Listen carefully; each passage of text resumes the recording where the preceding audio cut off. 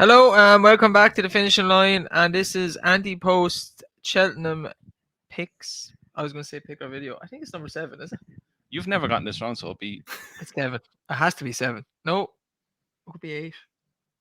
Asking the wrong person. I can't remember. It could be 8. Tom is usually here, and he's clearly not. And he has them all on a spreadsheet. Yeah, I think we're on 7. Okay, 7. But are you giving 2 today? Or are you giving 1 and then 2? No, I'll give the second one the next day. Okay. Tom it's 7:30 at the moment. We're recording this before we go live for our Christmas preview, and he's playing World Cup. So he's whoever scored, Brazil. whoever penalties or whatever. Yeah. What was it? 1 bounce. Yeah. What was the other one? Skills. What was it? The skills, no volley, no bounce. Yeah, headers. Let's just imagine Tom sitting in front of the fence, controlling the pitch. Yeah, brilliant. That doesn't happen. Tom, I don't think is doing any of that. He's probably playing Harry Maguire style. Harry Maguire. It makes me laugh because this is going off topic, but like he's playing 5-a-side, and you ask him did he score any goals, and he goes, "I got one or I got 2." What was the score? 37-40. My nanny got 1 goal. My nanny's dead about 25 years, and she scored fucking 12 goals playing 5-a-side. Like, all you have to do is hit on the target. It's in. I scored 2. I was like, 2? 2 in a fight with a wall. Tom gave me his Ante-Post tip. So I will discuss that. So he's up to date with everything because he's obviously not here. And then we have Sean, Andrew, and myself as always. Who wants to go first? Will I give Tom's first? Tom's one first. What are you putting up? Tom is, I think you put this up already. Following you and putting up 3 Stripe Life. Absolute Robin bastard. For the RSA or the Brown Advisory Novice Chase. The reason behind it is because Andrew made sense. Sorry. We made Tom eventually say that me and Andrew are right, and he's not Turner's horse. He's a 3-miler. But the reason behind it is because Tom firmly now believes that Mighty Potter is the Turner's horse for Gordo. That he won't run both of them against each other. So 3 Stripe Life will go up and trip. And then he's obviously running, or entered at least, at Christmas on the 29th. Against Gare, Dominiel, and a few others.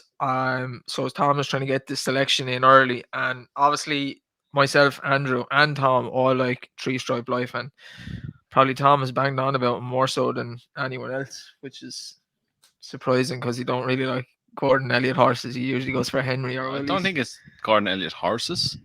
I think it's Big G himself. Yeah, but there you go.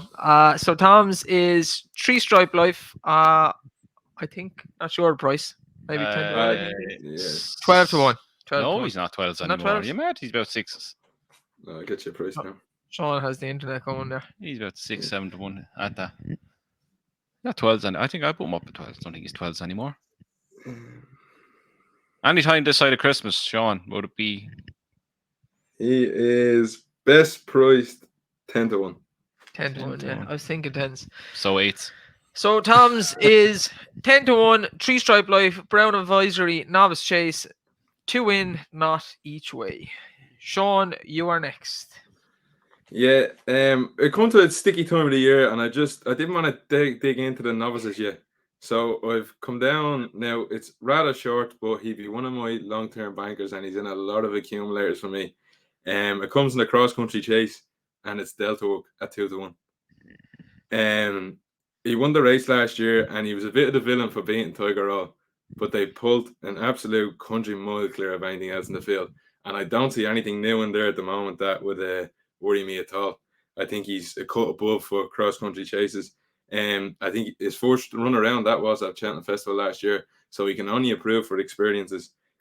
He had a good reappearance at Punchestown around the banks, slightly different track, but I think he won a bit snug at the end, and I'd expect him to come on a good bit for that run. I reckon you might see him one more time before Cheltenham, a little prep run, and I think he's one of my bankers at the Cheltenham Festival. Do you know the way the worst abuse you've got was being called McLovin in the comments? Be prepared for worse. Yeah, you're going to get dogs abuse. Yeah, listen, 2 to 1, like. Yeah, you get dogs abuse over this, but I actually don't It's a mind good. it. I think it's a grand bet. But I don't you mind would- it. I put I up said money. this to you lads. He's a long-term banker for me. A 2 to 1 is short, but I can easily see this fella going off odds on the day. I don't see anything new in there at the moment, and I just at a time where the market's a little bit tricky at the moment. Delta Walk is where I'm going to play this one. Look, if he turns up, he wins. Yeah, I put up Honeysuckle in November last year. She was 7 to 4, 15 to 8 or something at the time. Because Value. there was no opposition, in my opinion, to her. And Tom went on about it for months on end. But in the end, she went off 4-6 or 4-7, whatever it was, and bolted up again. So Delta Work will be the same. As long as he doesn't get injured, he will turn up. And I reckon he'll go off 4-7 on the day and he will win. Yeah, he'll win. He's the most likely winner of all, I think. Out of all Constitution the Hill. realistic short prices, like Constitution Hill, he'll win. He's what 1 to 4, Five, 5, 1 to 5. 1 to 3, 1 to 4. Out of Any of the rest of them. normal betting Yeah. kind of people, 2 to 1 is. Yeah, if you knew, okay, obviously you don't know. If you knew he was definitely going to be there 100%, nothing gets in here. Yeah, and he doesn't need to run either. Like, so you're probably not overly worried about him getting injured and stuff like that. Yeah, and I Getting fit for the day, and that's it. Like, if you ask me at the moment, I'd say Gordon Elliott's #1 chance of winning at the Cheltenham Festival. and you don't know with Tiger every year. He just got him fit for Cheltenham, and that was it. Like, so. Yep. It's short, and you'll get abuse, but I don't mind it, to be honest. I don't. A winner's a winner, Dave. Yeah. Correct. GSI, as they say. Correct. I don't know where to hold on. I'll go next, and Sean put this horse up already. As Twice well. into one video. So Copycat Central, Sean. I've been saying it for a long time. I love this horse. Put him up last year. Yeah. He's the most likely winner, I think, still. I wouldn't be overly fussed if he doesn't win at Christmas, because I wasn't overly fussed last year. I was pretty sure he was the best horse in the race. It's Florham Porter, 4 to 1 for the Stayers Hurdle. I still call it the World Hurdle. Why is the Stayers? It's not World. I never got it when it was called World Hurdle. But anyway, it's like calling the Euros the World Cup. Makes no sense. Yeah. He's going to run at Christmas in the race that's named after Jack de Bromhead. So that's a big deal. And Bob Ollinger is running that race. I personally don't think Bob will stay 3 miles. I think they should have went back and trip. He travels like a really fast horse. I wouldn't be surprised Classical Dream pops up again like he did last year. Florham Porter runs a good race. And then onwards to Cheltenham. If he runs a half-decent race, his price will pretty much stay the same. If he wins, he'll probably be 2 to 1, 15 to 8. So that's why I got to get him in early. I don't see his price going mad out to 8 to 1 if he loses come second or third, because the bookies are no mugs about Florham Porter now, and you know there's only one race really that really matters. Cromwell's horses are not running the very best, but I'm sure you'll see a better performance than you did at Navan. It's the right trip, likes Leopardstown. So I see no issue. The way the bookies are gone these days, if you finish second or third, they probably short. That's also why I'm putting him in now. If he runs a good race, come second, he could be 7 to 2 instead of 4 to 1, and he wouldn't have won the race. I think the opposition is very, very bad, even worse than last year. I know some people are talking about Blazing Cal. I don't think he'll run this year. There's too much question marks about him being injured. Champ and Paisley Park are 11. I think they will lose over Christmas as well. We'll talk about that in the live video. I wouldn't be backing either of them 11-year-olds. And then you have Classical Dream, who was outstayed at Cheltenham last year, going up the hill. So can't see him turn that form around. And then it comes down to Bob, and I just don't see Bob as a 3-miler. So I think Florham Porter is a good bet. You more or less done a preview of the Christmas Hurdle there? Yeah, I did. We'll talk about that again anyway.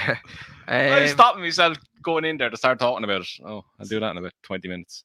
So, Florham Porter for me. And we have Andrew last. Yeah. My one is Hidden Valley Lake in the Albert Bartlett at 8 to 1.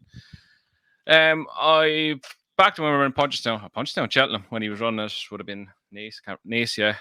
Went from the front that day, beat Santanito, who has come out and won since. He bettered that form then. Next time out, where the hell did he run it? Right down. Well done, Andrew. But he was Cork. He was held off at the pace that time, and that showed me he's a very versatile horse in regards. You can put him more or less not anywhere in the race, but you can lead with him, you can drop him in. What caught my eye a lot with him was the way he traveled through his races and the way he picks up.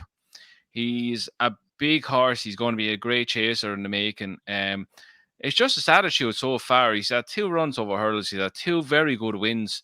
And he's only going to get better and better. It's a race that is right now piss poor and there's nothing standing out.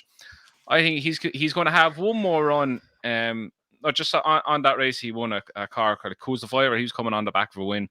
On the back of 2 wins. Monbeg Park was a winner the time before that. And let's be clear about it, was second behind American Mike at Downryle. That form alone is decent enough. He's a horse that will, as I said, will progress again. He's going to run in that race to Clonmel, that Henry. He ran Manila Indo in it. He ran Monley in it, and he ran that Chantreuse last season. So he used that race for his Albert Bartlett horses, and that's been earmarked for him.